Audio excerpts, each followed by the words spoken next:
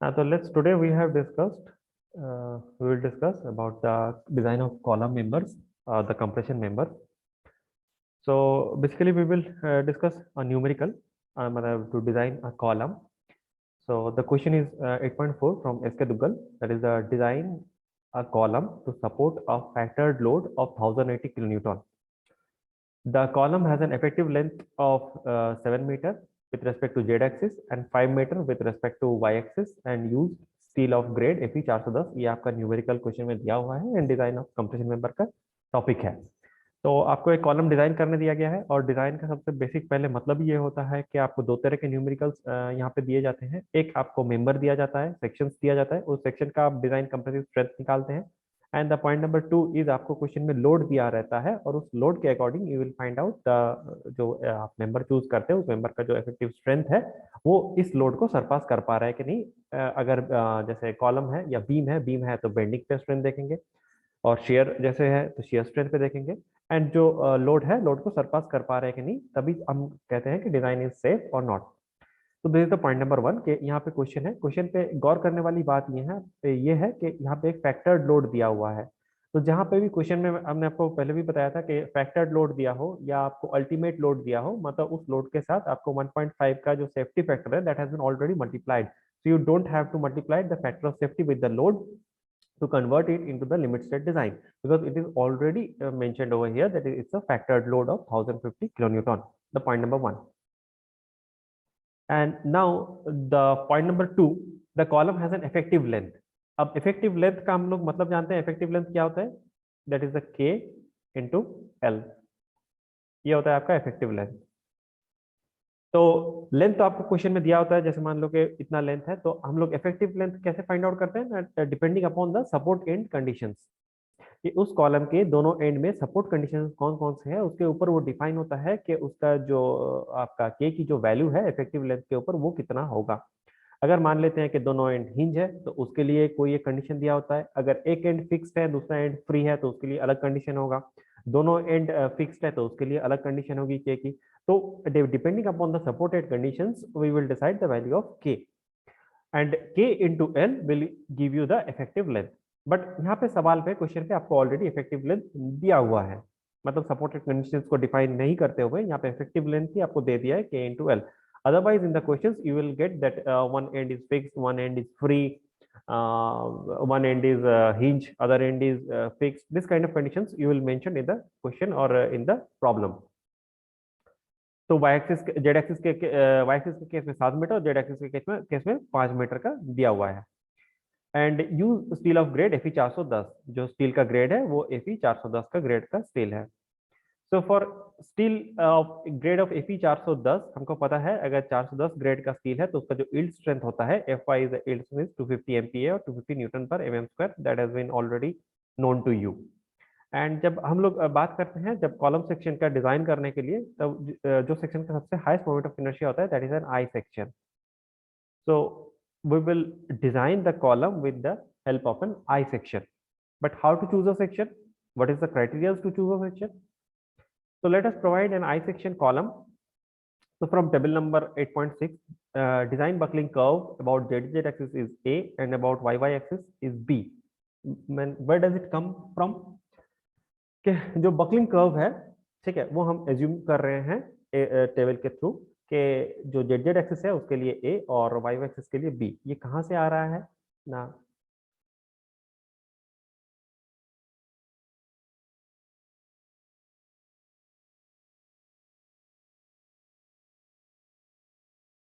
तो ये आपका आ रहा है यहाँ से। जैसे ये एक आई सेक्शन दिया हुआ है जहाँ पे यहाँ पे कुछ कुछ कंडीशंस दिए हुए हैं। जब h by bf is greater than 1.2, what is h by bf? h is the height of the section and bf is width of the flange।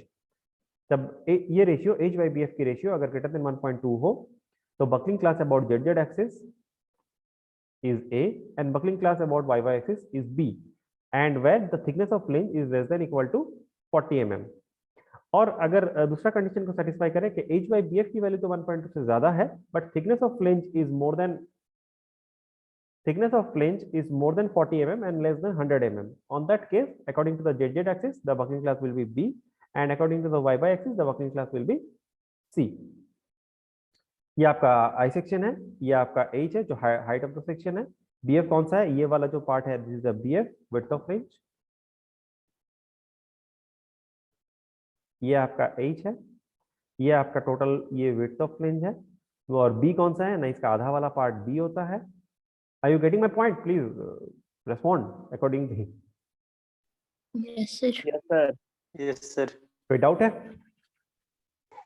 Is there any No, doubt? sir. Okay, so please respond if you are getting any kind of doubt, any kind of problem in between us our discussion, so please let me know. और अगर दूसरा condition को satisfy करे कि h by bf की value अगर less than 1.2 है, मतलब height and width of the flange की रेशियो अगर 1.2 से कम है, थिकनेस ऑफ फ्लेंज भी 100 mm से इक्वल टू और less than equal to 100 mm है, तो according to the z axis the buckling class will be b, and according to the y axis the buckling class will be c, and if the condition differs कि h by bf तो 1.2 से कम है but thickness of flange is 100 से ज्यादा है, तो z axis के along buckling class will be d and y axis के along भी buckling class will be d for I sections.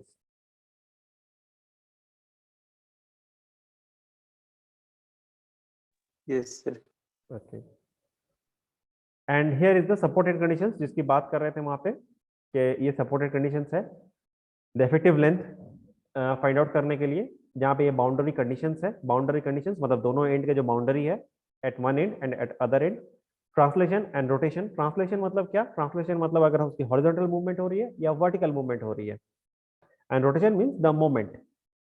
Moment is force into the perpendicular distance, so if the rotation is happening, अगर horizontal vertical rotation को एक तरह से पूरी तरह से रोक दिया जाए तीनों को, तो हम लोग उस सपोर्ट को बोलते हैं फिक्स सपोर्ट। बट अगर उसके अंदर रोटेशन हो, बस आपका vertical movement and horizontal movement को रोक दिया जाए, then we are saying it's an hinge support. And अगर उसके अंदर आपका चक्का लगा होता है, रोलर लगा हुआ है, वो हॉरिजॉन्टली तो मूव कर सकता है बट वर्टिकली नीचे नहीं जा सकता, और वहां पे रोटेशन भी अलाउड है। एक ही वहां पे कंस्ट्रेंट है कि वर्टिकली बस मूव नहीं कर सकता, then we calling this kind of support as an roller support. तो ये तीन तरह के सपोर्ट कंडीशंस हो गए, और इस सपोर्ट कंडीशंस के ऊपर डिफरेंट डिफरेंट आपके सपोर्ट एंड कंडीशंस हैं। जैसे यहाँ पे ये कंडीशन है कि दोनों एंड के ऊपर रोटेशन जो है, मतलब ट्रांसलेशन जो है वो तो रिस्ट्रेंट है, रिस्ट्रेंट मतलब रोक के रखा गया है, बट जो रोटेशन है उसको फ्री है, मतलब दोनों एंड पे क्या है कि हिंज है। रिस्ट्रेंट क्या हुआ है ट्रांसलेशन को, मतलब ना वो हॉरिजॉन्टली जा सकता है ना वो वर्टिकली जा सकता है, तो on that case it's an restraint in the translation, but rotation में फ्री है तो वो हिंज है दोनों एंड के ऊपर। So this is the supported condition. Now we are coming to the numerical once again. Yeah.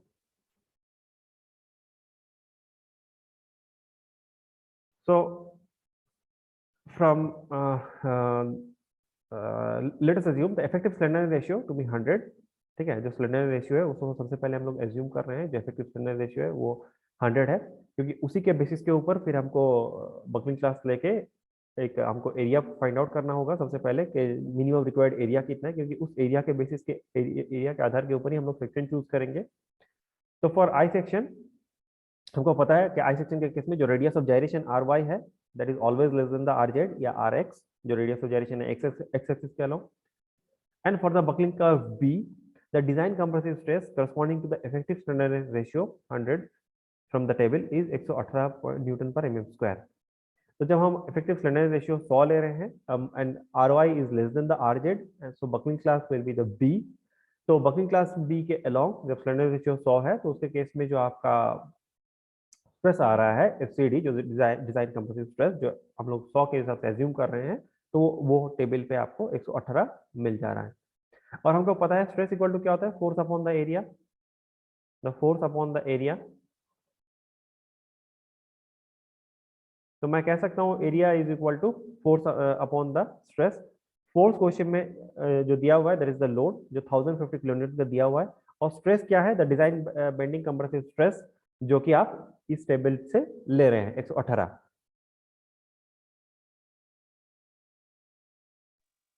Yes, sir. Okay, कोई problem है, कोई डाउट है? No, sir. No, sir. तो ये एरिया आपका आ जा रहा है, एरिया आपका आ जा रहा है 1050 किलो न्यूटन अपॉन 118, 118 जो ले रहे हैं, तो मिनिमम रिक्वायर्ड एरिया इज इतना। And from the steel table जो आई हैंडबुक है, तो यहाँ से हम लोग कोई सेक्शन चूज कर रहे हैं, Indian standard heavy beam section ISHB, अब जब हम कॉलम के केस में बात करें तो we are preferring to ISHB या हायर बीम सेक्शन, ठीक है, ताकि वो आपका जो रेडियस ऑफ gyration है उस पर फेल ना हो। सो उसके बाद relevant properties of the section जो आपको स्टील टेबल से मिल जाएंगे, जहाँ पे एरिया 8500 है, 8591 है, बट यहाँ पे 8898 था। तो आपको जो एरिया लेना था इफेक्टिवली या प्रैक्टिकली, तो ये 8898 से ऊपर का एरिया लेना था, 9000 या 9200 9500 का। so then there is a high chance that the section will become safe. So RZ is this and RY is this, जो आपको स्टील टेबल से मिल जाएंगे। इफेक्टिव लेंथ आपको फाइंड आउट करने की तो जरूरत है नहीं, क्योंकि सपोर्टेड कंडीशंस आपको क्वेश्चन में प्रोवाइड नहीं किया है, डायरेक्टली आपको इफेक्टिव लेंथ ही बता दी गई है, जो जेड एक्सिस के अलोंग है 7 मीटर और वाई एक्सिस के अलोंग है 5 meter. So from that we are finding the effective standard ratio. Standard ratio हमको पता है क्या होता है, KL/R मिनिमम, KL/R मिनिमम। तो radius of gyration minimum about the Y axis हो या आपका जेड एक्सिस हो, ठीक है। तो ये L/R, यहाँ पे L इसीलिए लिखा है क्योंकि KL को दिया हुआ है सवाल पे, LZ इक्वल टू KL ऐसे यहीं पे लिख दिया है, तो LZ/RZ एंड LZ/RY। अब यहाँ पे तो मैंने लिखा KL/R मिनिमम, बट यहाँ पे दोनों ही लेंथ के ऊपर, वाई एक्सिस के ऊपर भी और एक्स एक्सिस के ऊपर भी, दोनों एक्सिस पे निकालने के लिए बोला है अलग अलग से, इसलिए यहाँ पे R मिनिमम की कोई वैल्यू अलग से नहीं रह जाएगी। जब वाई एक्सिस के अलग निकालेंगे तो RY से डिवाइड करेंगे, जब जेड एक्सिस के अलग निकालेंगे तो जेड एक्सिस से डिवाइड करेंगे। बट क्वेश्चन में अगर ऐसे दोनों अलग अलग लेंथ नहीं दिया हुआ है तो हम लोग रेडियस ऑफ gyration जो मिनिमम होगा दोनों में से, क्योंकि जो मिनिमम होगा वही वल्नरेबल होगा to the failure. So about z-axis, this is 46 and about y-axis that is 93 and we are knowing कि slenderness ratio जो है वो आपका 180 से कम आना चाहिए, less than 180।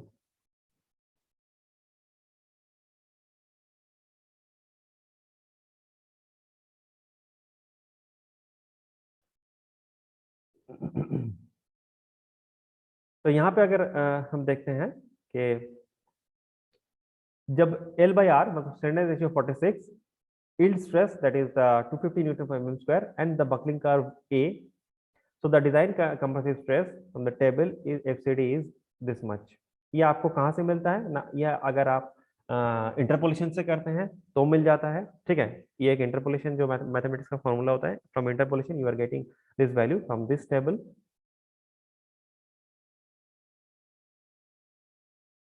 अगर यहाँ पे अगर हम देखें तो यहाँ पे बकलिंग क्लास ए है और स्ट्रेस रिडक्शन फैक्टर दिया हुआ है जाई का, तो जाई हम नहीं ले रहे हैं, हम लोग सीधा आ जाएंगे यहाँ पे। बकलिंग क्लास ए है और डिजाइन कंप्रेसिव स्ट्रेस यहाँ पे FCD की वैल्यू दी हुई है, और यहाँ पे जो आपको KL/R स्लैंडरनेस रेशियो दिया हुआ है। तो स्लैंडरनेस रेशियो जैसे 56 पॉइंट कुछ था, मतलब 50 और 60 के बीच में था, और यहाँ पे आपको देखना है F/250। तो F/250 वाला टेबल कौन सा है ना, ये वाला है F/250 वाला टेबल। तो 50 के लिए कोई एक वैल्यू दिया होगा और 60 के लिए कोई एक वैल्यू दिया होगा, और उन दोनों के बीच में आपको इंटरपोलेशन से निकालना है इसका वैल्यू, जो आपका FCD की वैल्यू है, that is the design compressive stress की value.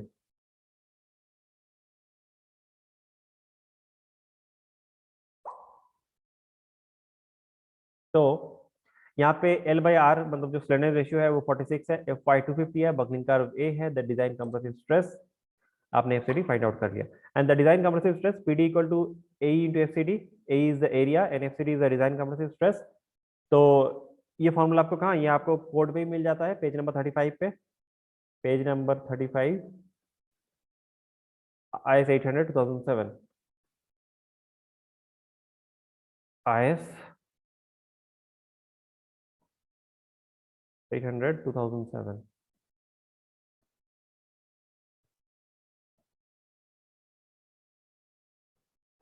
Page number 35, effective area into FCD। Effective area क्या है, जो आपने सेक्शन चूज किया है उसका इफेक्टिव एरिया, मतलब उसका क्रॉस सेक्शनल एरिया, एंड जो FCD आपने डिजाइन कंप्रेसिव स्ट्रेस निकाला उसको मल्टीप्लाई करेंगे तो ये आ रहा है 1782 कुछ। पर आपका जो इफेक्टिव मतलब जो लोड था उस स्ट्रक्चर के ऊपर वो था 1050 किलोन्यूटन, तो 1050 किलोन्यूटन से काफी ज्यादा है, so we can say our section और design is safe, which is all right. अब y एक्सिस के हिसाब से अगर देख लेंगे तो y एक्सिस के हिसाब से आपका L/R जो इफेक्टिव स्लेंडरनेस रेशियो था वो 93.63 है, मतलब आपका 90 से लेकर 100 के बीच में आ रहा है। तो आपको टेबल में 90 के लिए एक वैल्यू दिया होगा, Fi 250 के लिए, एंड 100 के लिए एक वैल्यू दिया होगा। दोनों के बीच में अगर आप इंटरपोलेशन करते हैं for buckling curve B, so that design compressive stress from FCD जो आपका निकल जाएगा, design compressive stress that is 128.19, और आपका the design compressive stress PD equal to area into FCD, so this is the effective area and this is the FCD design compressive stress, so this is 1100 point कुछ, so 1050 kilometre से ज्यादा है, so which is safe. So provide ISHB 350 at the rate 661.2 Newton per meter, and this section will take care of the load which is coming to the structure, that is 1050 kilonewton in the as a load in the structure. Okay. So the design is safe. So any doubt from this numerical? So you can ask me. No, sir. Anyone? Is there anyone? Sir book में, हाँ book में area जो है sir कम लिया है, जितना जो हम हाँ निकाल रहे हैं एरिया। एग्जैक्टली जो 8800 है उससे थोड़ा सा कम लिया है, बट हम लोग जब अपना प्रैक्टिकली करेंगे तो we will take on the higher side, क्योंकि जितना हम लोग एरिया को बढ़ाएंगे, हम लोग देख पा रहे हैं PD equal to A into FCD होता है, तो इफेक्टिव एरिया को मैं जितना बढ़ा के लूंगा तो उतने ही हमारे सेफ आने के चांसेस ज्यादा रहेंगे। एरिया को मैं जितना अगर कम लेता हूँ, वो मिनिमम रिक्वायर्ड एरिया है। बुक में भले ही इसने मेरे में उससे थोड़ा सा आसपास का ही वैल्यू लिया, 8500 8600 का वैल्यू लिया है, 8591 एंड 8800 का कुछ वहाँ पे मिनिमम रिक्वायर्ड एरिया है, 200 कम लिया है, but we will take on the higher side, ये 9000 या 9200 9500 इस तरह का एरिया लेंगे, ताकि हम लोग का जो डिजाइन है वो सेफ आए। बिकॉज डिजाइन के तो दो एस्पेक्ट्स हो जाते हैं, एक होता है आपका इकोनॉमिक क्राइटेरिया, इकोनॉमिकली डिजाइन आपका होना चाहिए, and the one thing is safety, but on the paper we should focus on the safety first, not on the economic parameters first priority. Okay sir. Yeah. Is there any more anyone's doubts left?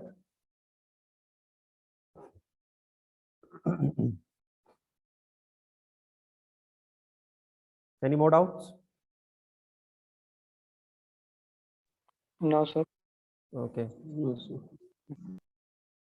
Okay.